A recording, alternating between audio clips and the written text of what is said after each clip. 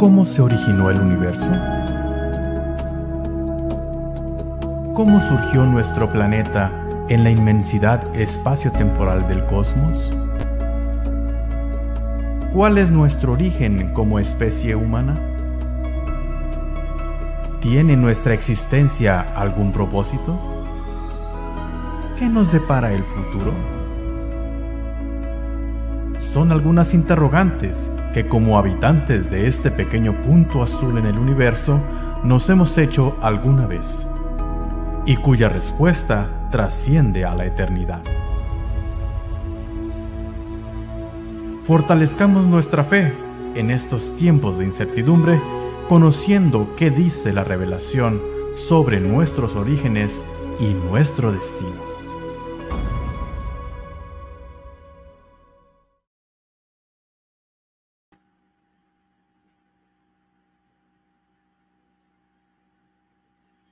Muy buenas tardes y feliz sábado para todos nuestros amigos que cada sábado se unen para una transmisión más de este su programa, Nuestros Orígenes Revelaciones.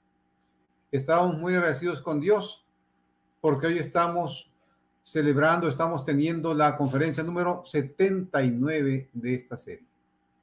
Gracias a Dios por ello y gracias también a los televidentes, a los que nos siguen a través de las redes sociales cada sábado para enriquecer nuestro conocimiento sobre el Dios creador que tenemos. Hoy, como cada sábado, tenemos una conferencista de lujo también. Tenemos como invitada a la doctora Maura López. Ella nos va a estar hablando desde Santa Catarina, pero no Santa Catarina de Nuevo León, sino Santa Catarina, Brasil. A propósito, déjenme comentarles que estamos transmitiendo desde la ciudad de Villahermosa, Tabasco. Mis compañeros Tennyson, David, Yuli y los demás están allá en la Universidad de Montemorelos. Su servidor está acá en la bella ciudad de Villahermosa. Estamos en una gira para profesionistas y universitarios adventistas.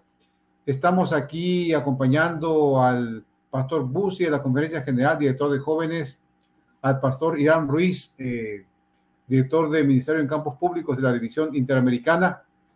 Estamos en una gira por la península de Yucatán, donde esperamos tener varios congresos esta semana y hablar con varios grupos de jóvenes, de profesionistas, tratando de fortalecer nuestra cosmovisión, nuestra fe en un Dios creador.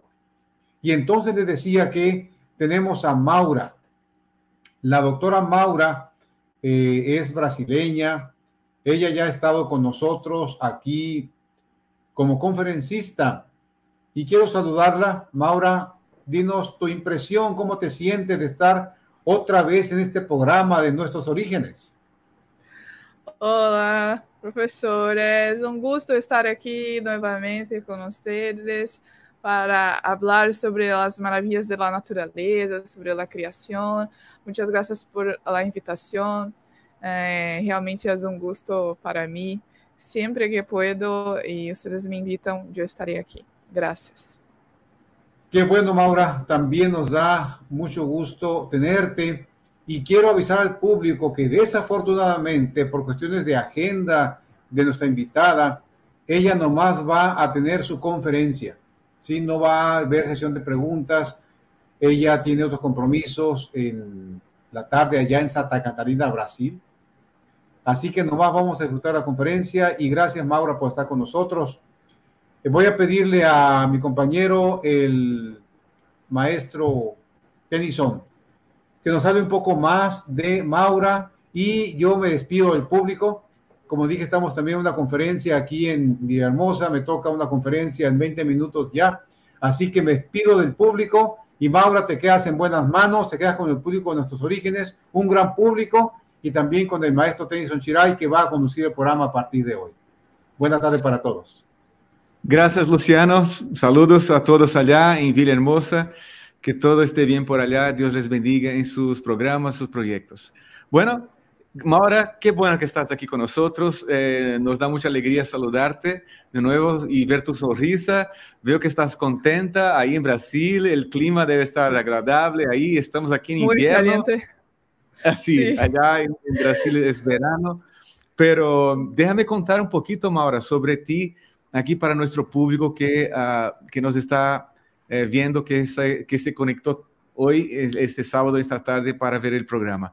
Bueno, Maura López es graduada en Ciencias Biológicas y también tiene un doctorado en Ciencias por la Universidad de São Paulo, allá en Brasil. Actuó como coordinadora del Museo de la Naturaleza Orígenes. Es un museo que está en Galápagos, na isla de Galápagos. Y actualmente es profesora en un colegio, en el Colegio Adventista de Blumenau. Qué ciudad increíble, Blumenau. Fantástica ciudad, muy Sí. agradable, gente muy querida. Ahí nuestros Llena de amigos. alemanos.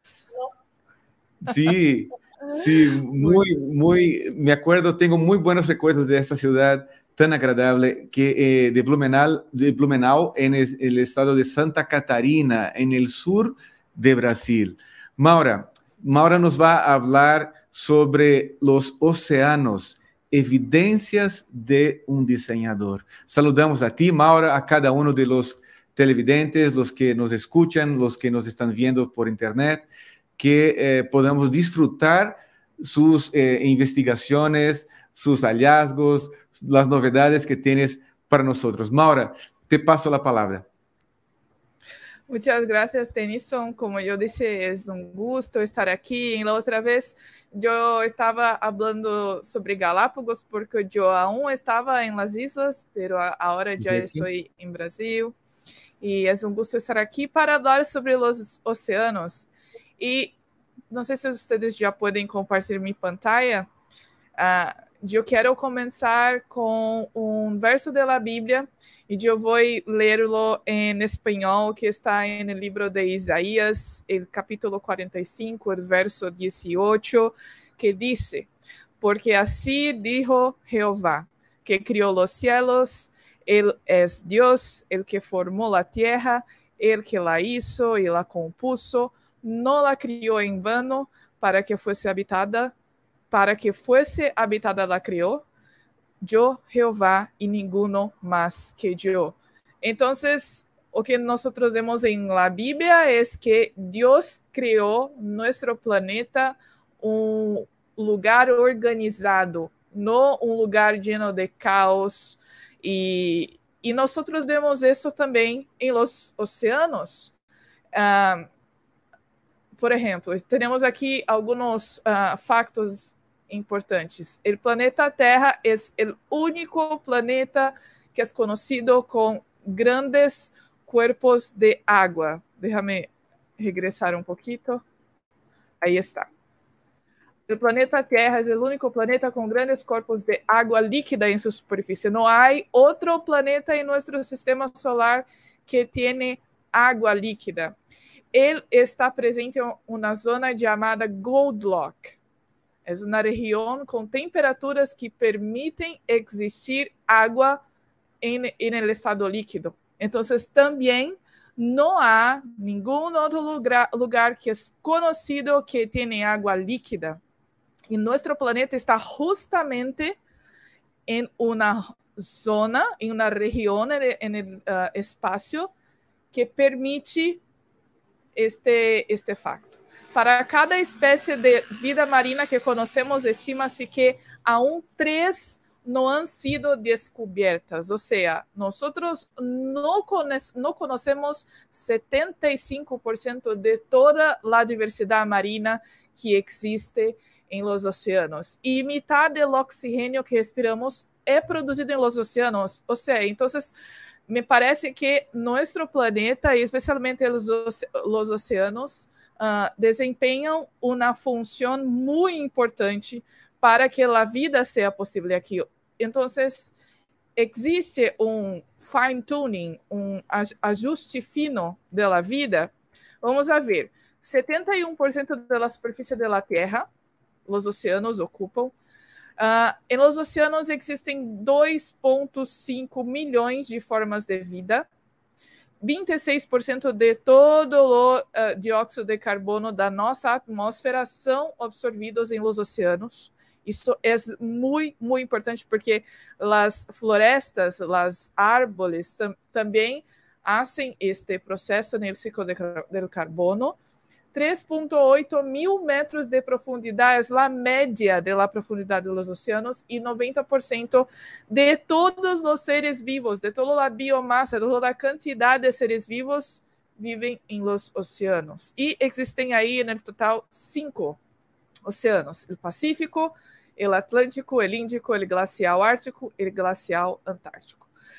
A primeira função importante que os oceanos desempenham em nosso planeta é relacionado com eles ajudam a regular o clima, a temperatura de nosso planeta por meio do ciclo de carbono, ou seja, o oceano almacena parte do carbono que os outros seres vivos produzem no planeta, especialmente os seres vivos que fazem a fotossíntese.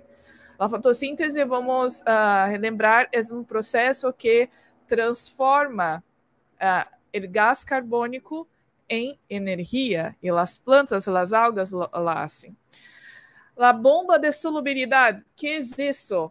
Quanto mais é fria a água, maior a solubilidade dos gases que são levados para o fundo marinho, ou seja, mais fácil é para os gases se diluírem, se misturarem com a água, e aí sim podem se quedar aí almacenados por centenas de anos. E aqui há um infográfico muito interessante que explica também uma outra característica muito interessante de como as ballenas são importantes para regular a quantidade de carbono.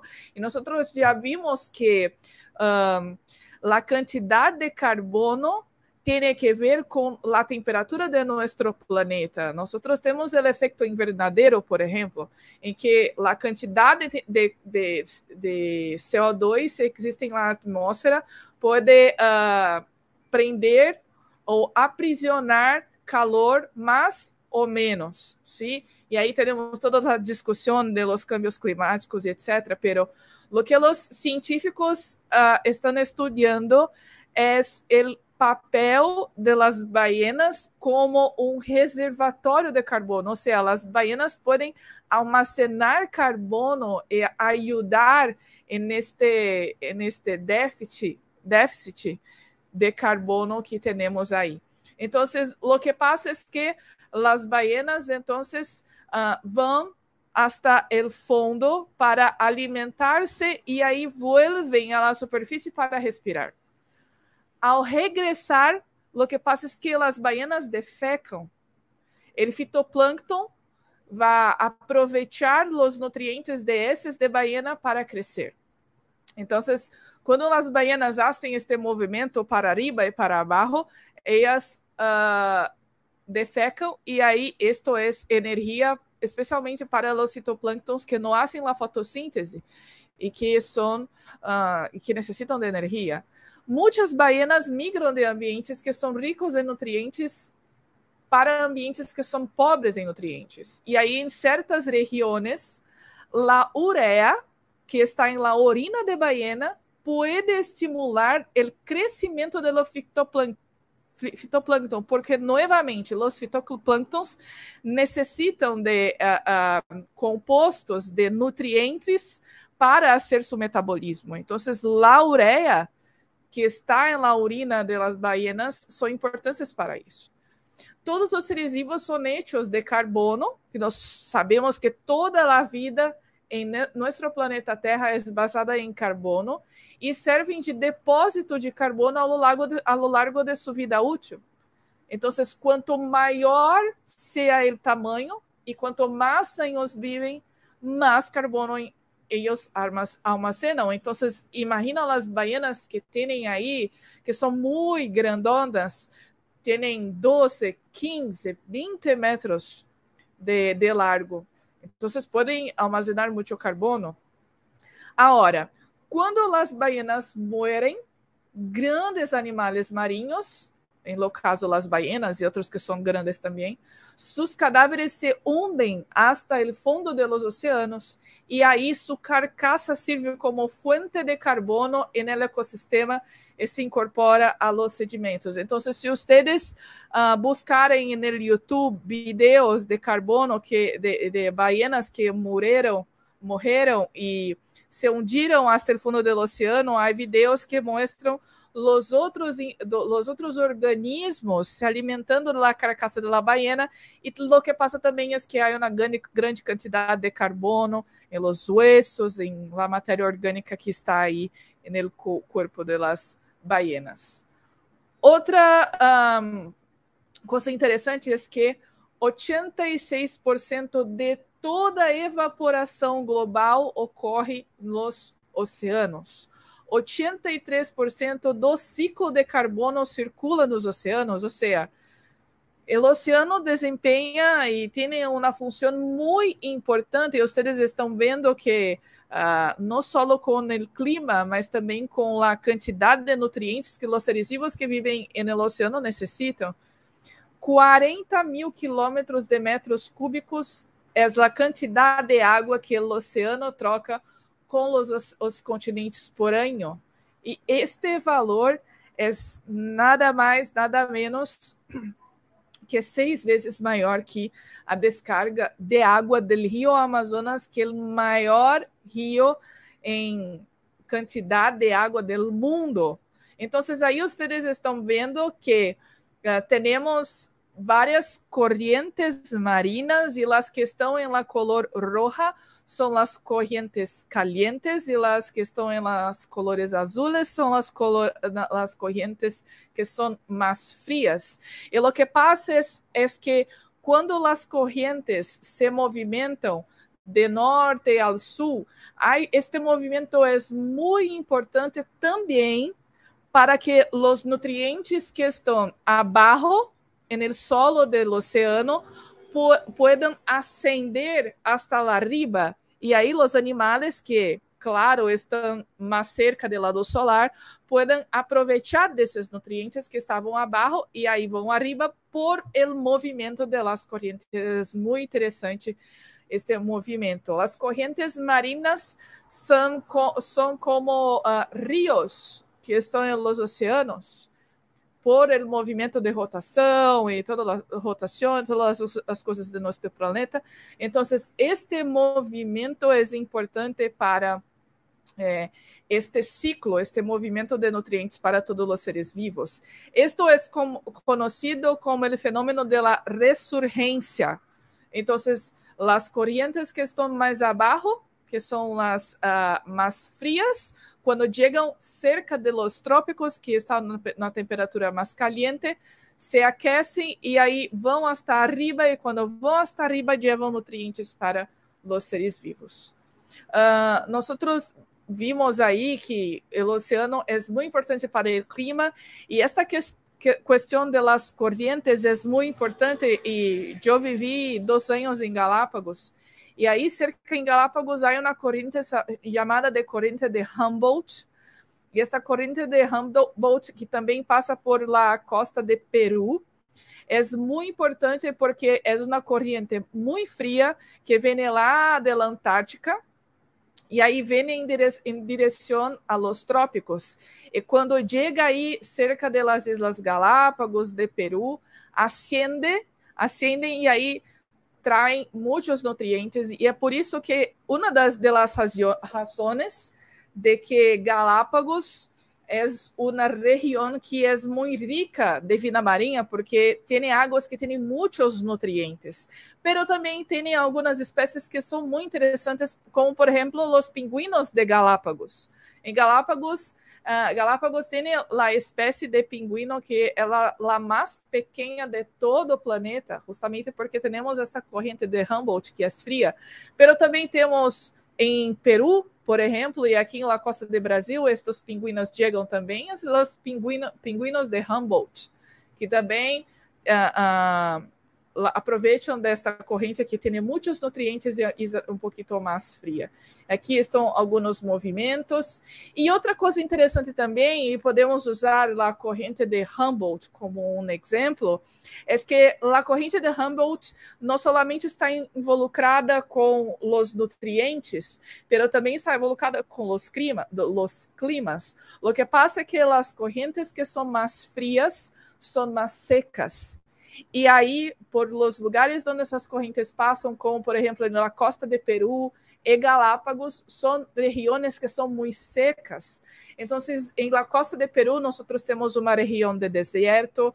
Em Galápagos, temos uma paisagem que são islas, mas são secas, então há muitas rocas, as plantas são adaptadas para este clima, são muito secas, as raízes são muito largas, muito profundas. Então, temos estes paisagens também interessantes justamente por a configuração do oceano que está aí acerca destes lugares. Temos a isla Plaza Sur, abaixo, o vulcão. Claro, Galápagos é um arquipélago que é vulcânico, e aí temos toda uma vida ou formas de vidas que são adaptadas para este clima seco. Temos as iguanas marinas. Em la outra charla que eu hice o outro ano, eu falei muito destes animais também. Então, são animais muito interessantes, são animais endêmicos, que nós chamamos, porque são animais que solamente existem em Galápagos, não existem em nenhum outro lugar. Iguanas terrestres, a marina, a iguana rosa, são muito interessantes. Aqui há um vídeo, pero hoje não temos tempo de passar. Temos aqui também os piqueros, que são muito famosos, os piqueiro de pata azul, de patas azules, piqueiro de pata roja, piqueiro de Nazca. São aves marinas que são muito bonitas. Temos as tortugas gigantes, temos aí 2 tipos de caparazones que são adaptados a los climas, a região onde estas tortugas vivem. É muito interessante também. Os pingüinos, que eu estava comentando a respeito da corrente de Humboldt. Então, são animais marinos lindos e que vivem em perfeita harmonia com o ambiente, especialmente com os oceanos. O oceano é um lugar, como nós vimos, que é riquíssimo em diversidade de vida. Tem mais diversidade de vida do que temos aqui no ambiente terrestre. Sim? Temos aqui os pinzones de Galápagos, os famosos pinzones, que são chamados também de pinzones de Darwin, são os pinzones. E agora, nós já vimos como é importante os oceanos, porque eles têm que ver com nosso clima, eles têm que ver com a diversidade de vida que existe, pero ao mesmo tempo temos algumas coisas que estão passando com os oceanos e que é nossa responsabilidade como maiordomos que Deus nos deu esta tarefa quando nos criou em la Semana da Criação, certo? Então, por exemplo, 50% dos ecossistemas costeiros estão degradados, ou seja, em 50% de todos os lugares onde o oceano entra em contato estão de alguma forma sofrendo a influência da presença do homem, e não está sendo nada correto, não está sendo bueno para os animais e para o ambiente. 70 mil produtos sintéticos são lançados no mar todos os anos. Esses são os plásticos, são os resíduos, são produtos que estão aí, que podem nascer mal para os animais que vivem aí. 6,7 milhões de toneladas de basura são lançados no mar todos os anos, e 250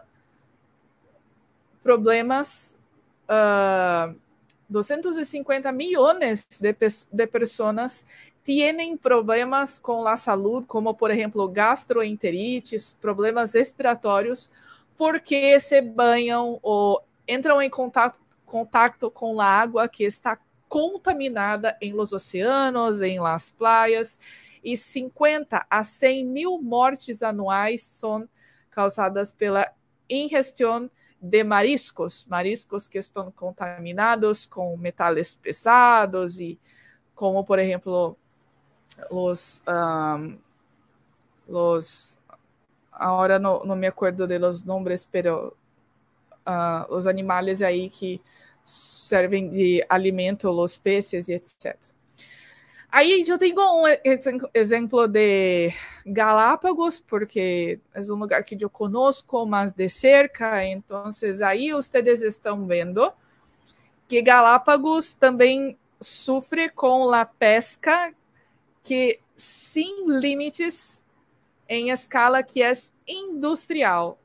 O que isso significa? Significa que durante todo o ano, ao largo de todo o ano, centenas e centenas de botes, especialmente botes que vêm de China, estão no limite da reserva marina de Galápagos. Não sei se vocês estão vendo nesta primeira foto que está aqui, toda esta parte central, que está um pouquinho mais azul, é a parte da reserva marina de Galápagos.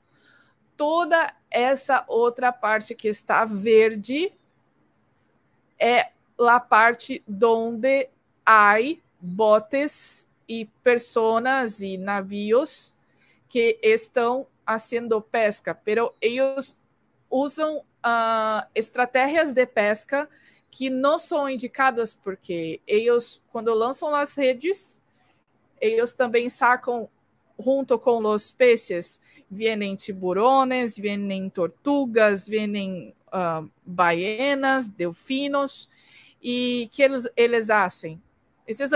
Muitos desses animais podem, por exemplo, morrer ahogados nessas redes. Então, há um grande impacto por este tipo de economia de pesca. Lógico, por quê? Porque não há uma regulamentação, justamente porque esses navios estão em águas internacionais, estão no limite da reserva marina de Galápagos. E aqui abaixo vocês estão vendo, há uma pesquisa que foi feita, e todas estas linhas aqui são rutas de migrações de tortugas, de tiburão baiana, tiburão martillo. Então, estas são exatamente as regiões onde estes botes estão para hacer a pesca, e são rutas de migrações. Isso significa que muitas vezes os animais vão até aqui para se reproduzir, depois regressam e vão e regressam. Então, é muito peligroso para a harmonia do ecossistema e nesta região este tipo de atividade pesqueira. Outra coisa interessante é que 1,6 milhões de quilômetros quadrados de extensão é lá que equivale a área de basura que está em los oceanos. Mira que aqui temos a costa de los Estados Unidos, de México aqui também. Toda esta região é de basura. É maior do que muitos países da Europa. Tudo isso é basura. E por que se acumula aqui? Porque as correntes marinas que eu comentei traem estas basuras aqui como se fosse uma liquadora. Então, a basura se acumula aqui. Dos estados de Texas. É muita basura e não há que fazer, porque em sua maioria é plástico. Temos aqui também, mira, os microplásticos. Eu não sei se tu já escutou sobre os microplásticos, pero já encontraram microplásticos que são plásticos muito pequenos. Já encontraram em los pulmones e em la sangre de pessoas. Plástico. Estas fibras de plástico, elas podem ser mais pequenas que um fio de cabelo. de mi pelo. Y también pueden fluctuar en el aire a nuestro alrededor. Entonces, hay una amenaza muy grande para los océanos. Ahora, mesmo los océanos que son tan hermosos, tan lindos, y muchas veces nosotros vamos para la playa para quedar un poquito más tranquilos, y son lindos porque hay una gran diversidad de vida, son importantes para nuestro clima, pero aún no son como el océano que Dios creó en la creación. Pero aún son hermosos, aún son maravillosos. Pero a pesar de no tener la misma belleza de la creación original, Dios ainda habla con nosotros por medio de la naturaleza. Aí, Helena de White disse que todo o mundo natural é intérprete de las coisas de Deus. Mesmo en el dia de hoje, devidamente estudada e interpretada, a natureza habla de su Criador. A maneira mais eficaz de instruir os gentios que não conhecem a Deus é mediante as suas obras, deste modo, muito mais facilmente do que por qualquer outro método, podem ser levados a compreender, a entender a diferença entre seus ídolos, obras de suas próprias manos, e o verdadeiro Deus, Criador do céu, de los cielos e de la tierra. Então, quando nós paramos um pouquinho para observar a natureza, o relacionamento, as relações que existem entre os seres vivos, nós vimos que há uma enorme diversidade de vida. As ballenas, por exemplo, estamos descobrindo que desempenham um papel muito importante neste equilíbrio, nas cadenas alimentares. Temos aí também os grandes ecossistemas, as correntes que traem os nutrientes de barro de los oceanos para arriba. E tudo isso está em uma harmonia perfeita. E que aún nós não vivemos hoje em um mundo perfeito, ainda assim, quando nós nos paramos e quedamos e miramos para a natureza e estudamos a natureza, nós vemos as manos de nosso Criador. E eu creio que é isso, Tennyson. Eu creio que aún temos quizás 5 minutos para perguntas. Não sei se aún alguém tem aí 1 ou 2 perguntas, mas podemos falar um pouquinho. Maura, mira, gracias por presentarnos estas informaciones tan interesantes, me llama mucho la atención, me da ganas, mientras estabas hablando, yo estaba aquí en Google buscando más información, imágenes, impresionante esos datos, muy impresionantes, pero quiero agradecer a ti, Maura, no tenemos mucho tiempo, Maura ya tiene que desconectarse para otra actividad, otro compromiso que tiene allá, pero Maura, muchas gracias, porque tuvimos el privilegio, aparte de escuchar sobre tus conocimientos y todo eso, escuchar un poquito del acento en portugués. Entonces, creo que tú tuviste la oportunidad y privilegio, ¿no? Sí. También de practicar el español. Pero mira aquí, ya hay un año que no estoy más en Ecuador, hablando en español, entonces yo hice mi mejor, fiz meu melhor. Sí, espero que todos estão compreendidos. Sí, y nosotros aquí del lado hispano, estuvimos practicando el portugués, porque escuchábamos un portuñol ahí y leyendo en portugués. Muy interesante todo eso, un buen ejercicio. Gracias, Maura, de verdad. Bueno, déjame comentar rápidamente, no tenemos mucho tiempo, pero parece que sí hay preguntas. Alan Chablé nos saluda aquí, se conectó temprano, Bolívar Núñez también, Valdes Zúñiga también, Andrómeda Elizondo, feliz sábado, siempre con nosotros. Déjame ver aquí, ¿qué más? Una pregunta adelante, lindo, Eduardo González, gracias, y Daniel también, arribita está Daniel, dice aquí, lindo sábado, es un gran tema, sí, sobre los tiempos finales donde vivimos, ¿no? Fred Córdoba también. Aquí hace un comentario: actualmente los medios no dicen de la contaminación de los océanos por desechos plásticos y se enfoca solo en los combustibles y energéticos. ¿Quieres comentar algo sobre eso que habló aquí Fred? Maura. Sí, yo creo que muchas veces las personas se quedan así, apenas hablando sobre petróleo y las otras cosas, pero yo creo que el mayor problema del día de hoy para los océanos son los plásticos y los microplásticos, porque esto sí puede entrar en nuestro cuerpo, en la sangre, en nuestros órganos, y ahí tenemos un gran problema. Aún los científicos están intentando entender o descubrir los efectos de esta contaminación. Nosotros no sabemos aún lo que puede causar, pero no es algo que hace parte de la composición de nuestro cuerpo, entonces no es bueno. Sí, esta fue una de las informaciones para muchos de nosotros inédita, algo nuevo. No sabíamos también de la importancia de los océanos para la producción de oxígeno, ¿no? Y la cantidad de especies, ¿no? En los océanos es mucho más que en la parte seca, en la parte de tierra.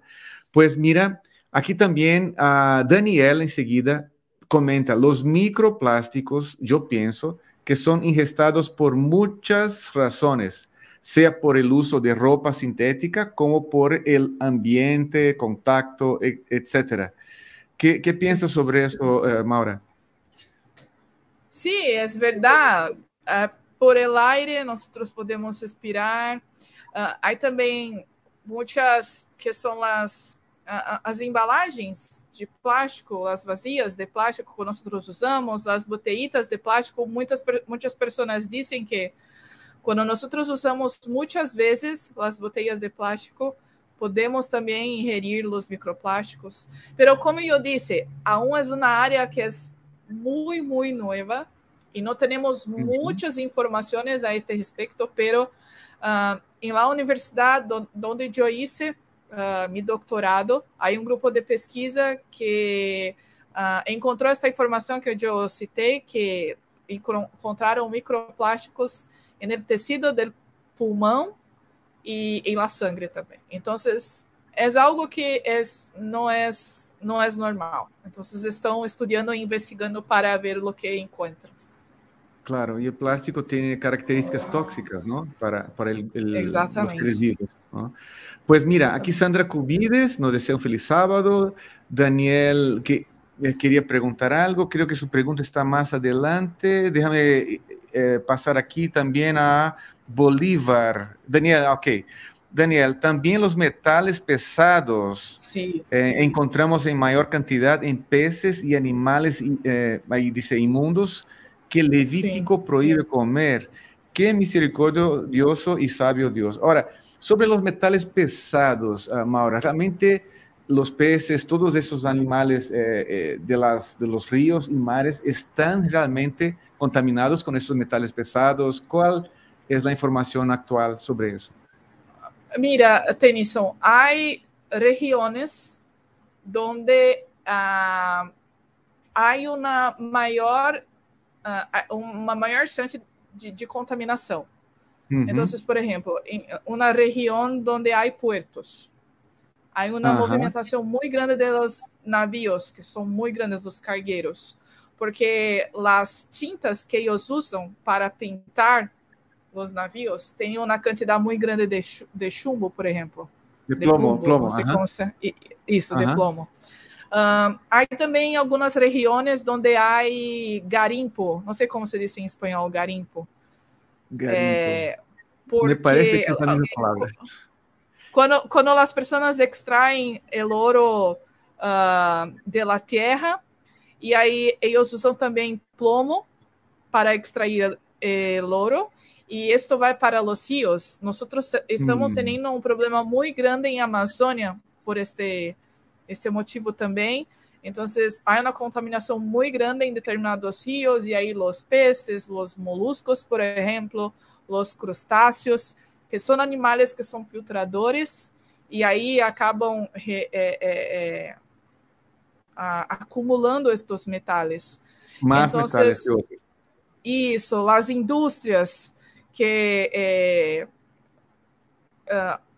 elas jogam os desechos industriais também, que têm metais pesados, então todas essas coisas se vão acumulando e muitas pessoas que se alimentam destes animais que estão nessas regiões não têm a menor ideia de que isto se passa. Lo peor es que los metales pesados se acumulan en nuestro cuerpo y nosotros no conseguimos sacar después. Y las personas pueden tener la intoxicación por plomo y otras cosas. Esto es muy serio. Wow, interesante, ¿no? Pues aquí enseguida Bolívar Núñez, sí, garimpo, ok, minería. Albert River dice que garimpo en portugués es minería. Gracias, muchas gracias, Albert. Muchas gracias, Albert. Sí, Bolívar Núñez dice, qué interesante información, está muy entendible la maestra. Muchas gracias. Está muy bien, Maura. Vamos adelante. Gracias. Nuestro amigo, ¿no? Querido amigo Orlando Poma, nos desea un feliz sábado, y doctor Luciano y equipo de Nuestros Orígenes, lindo tema, Maura, y bendiciones desde la Unión Peruana, de la Universidad Peruana Unión, eso en Perú. Pues aquí enseguida, Inversiones Omura dice, hola, y los corales, ¿qué hay de ellos? Maura, habla un poquito sobre los corales, recordando que Maura tiene que dejar el programa en algunos minutos. Tú nos dices, Maura, cuándo es el tiempo, mientras te vamos sacando alguna información. ¿Qué nos dices sobre los corales? Yo creo que esta puede ser entonces la última pregunta. Sí, Lo que pasa es que los corales están se quedando blancos. Nosotros sabemos que los corales, en la verdad, son colonias de varios seres vivos. Entonces, o que muchas personas no saben es que en las colores de los corales es por las algas que estão aí vivendo em uma relação harmônica com os corales. Então, como a temperatura da água do oceano está se quedando mais caliente, o que passa é que estas algas não estão mais conseguindo ficar grudadas, coladas, pegadas. Pegadas juntos, a los corales. Sí, pegadas. E como para os corales é muito importante ter essas algas cerquitas, esto é grande problema, porque se não há mais algas, os corales podem morrer. Eles podem morrer. Né? Então, esse é o problema de los cambios climáticos, porque a temperatura do oceano está ficando mais quente, e aí os corales não estão conseguindo mas ficar vivos, porque eles precisam dessas algas para sobreviver. O sea, afecta todo el ecosistema ahí en el océano. Sí. Ahora, un último comentario. Nuestro amigo Eduardo González pregunta, no hemos entrado exactamente en eso, pero ¿todo el océano está contaminado o hay ciertos lugares donde se puede consumir, digamos, pesca de ciertos lugares donde todavía no hay contaminación? No es todo el océano. Hay algunas regiones que están más contaminadas que otras. Entonces, es muy importante investigar y pesquisar la regulamentación de su país acerca de estas cuestiones. Entonces, por ejemplo, hay límites de estos metales, hay límites de determinadas substâncias. Entonces, hay que tener cuidado y pesquisar sobre eso. Ok. Maura, sin palabras para agradecer, No, qué bueno que estás aquí. Esperamos tenerte de nuevo en este programa en el futuro. Y una palabra de despedida, y mientras no donde se desconecten, no, nuestros televidentes, tenemos algunas informaciones sobre el evento del próximo fin de semana. Pero Maura, algunas palabras de despedida para nuestro público, los que están te escuchando con tanto interés. Ok. Amigos, muchas gracias por todo.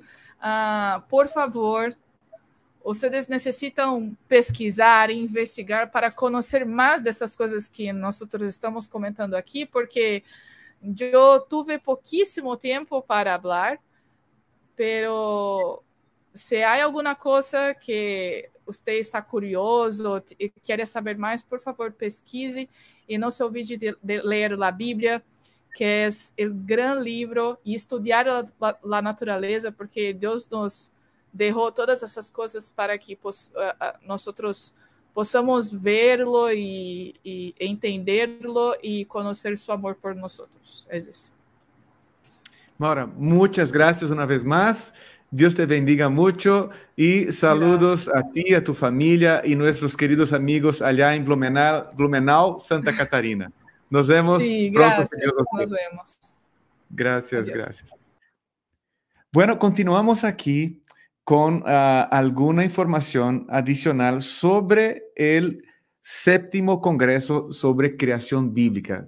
Sabemos que el próximo fin de semana, del 10 al 12 de febrero, vamos a tener este excelente congreso donde vamos a hablar sobre esas temáticas tan interesantes. Bueno, el congreso empieza el viernes 10, ¿no? Vamos a tener aquí el ingeniero Orlando Poma hablando. Ok, un minuto. Ok, tenemos aquí vamos a tener el ingeniero Orlando Poma que con el tema Cuando la tierra y los peces hablan, basado en Job 12, 7 al 9. Bueno, enseguida, este mismo viernes, el pastor Raúl Sotelo nos va a hablar sobre la luna, testigo fiel de la creación. El sábado, de nuevo, vamos a tener el pastor Raúl Sotelo, ¿no? Hablando sobre el astronauta Eugenio y el telescopio, y también la escuela sabática ese mismo sábado por la mañana. Los maestros ahí van a hablar sobre la temática que ya estamos hablando durante este trimestre. Y el doctor Luciano González en la tarde, en la segunda parte de la mañana, va a estar hablando sobre la edad de las rocas y la roca de las edades, un tema muy interesante. Bueno, 3 de la tarde, el ingeniero Orlando Poma nos va a hablar sobre la preservación de las barbas de ballenas fósiles en la formación de Pisco. Y también en la tarde, el pastor Raúl Sotelo sobre el sermón de Marte en defensa de la creación. Pues luego de estas presentaciones, ponencias y pláticas, va a haber un foro con preguntas y respuestas, ¿no? Y la noche, la despedida de sábado con el doctor Ismael Castillo y la noche astronómica. Eso va a estar interesante. ¿Qué es una noche astronómica? ¿No? El Instituto de Geociencias va a armar un telescopio o más telescopios, los que se puedan, y vamos a tener oportunidad de estar ahí observando el cielo con nuestros propios ojos y también utilizando instrumentos ópticos para poder ver más de cerca algunas estrellas, la luna, algunos astros, y eso es lo que vamos a hacer en esta noche astronómica a las 9 de la noche, solamente para los que están aquí en Montemorelos y pueden venir a la Universidad de Montemorelos para esta actividad. Bueno, también el domingo, el último día, el 12, vamos a tener una excursión al Cañón de la Huasteca. Son unas regiones, es una región de rocas y montañas muy interesantes aquí en el estado de Nuevo León. Se llama Cañón de la Huasteca. Incluso hay fósiles ahí, lugares para tomar fotos, investigar, buscar fósiles, y está muy interesante. Y también este mismo domingo hay una excursión ahí al Museo del Desierto de Saltillo. Esto en el estado de Coahuila. Es un estado vecino aquí a Nuevo León, donde hay un museo muy interesante. Hay fósiles de dinosaurios, réplicas y muchas otras especies. Está muy interesante este Museo del Desierto. Bueno, llegamos al fin de nuestro programa. Queremos agradecer a cada uno de ustedes que estuvo conectado aquí, y menciono los últimos que no pudimos leer sus preguntas, ¿no? Aquí Eduardo González, ¿no? Cristina Delgado, y algunos, Otsandra Cubides, eso que no habíamos mencionado. Muchas gracias por estar con nosotros en este programa, en esta tarde, y esperamos estar conectados el próximo fin de semana completo, desde el viernes, solo hablando sobre temas de creacionismo y ciencia y religión. Bueno, una feliz tarde a todos. Nos vemos pronto.